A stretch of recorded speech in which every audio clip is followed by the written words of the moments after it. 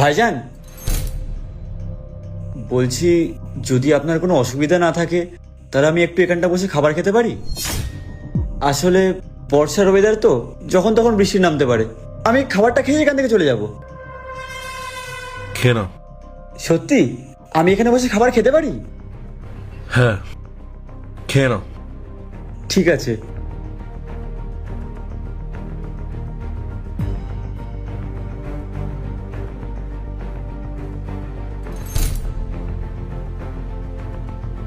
এ কি, বেগম জান আমাকে খালি টিফিন বক্স দিয়ে দিল।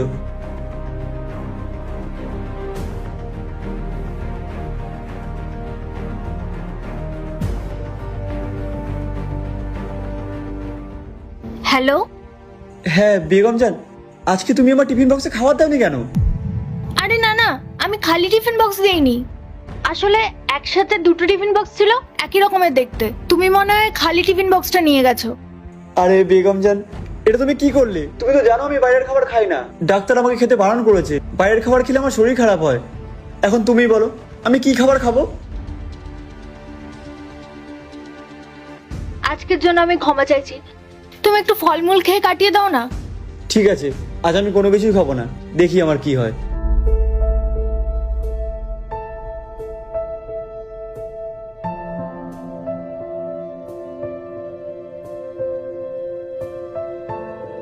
ভাইজান, আপনাকে অনেক অনেক ধন্যবাদ।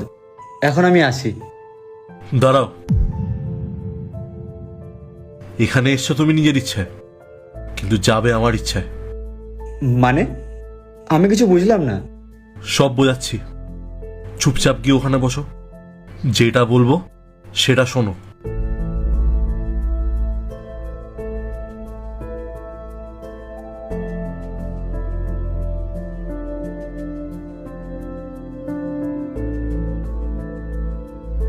তোমার খিদে পেয়েছে?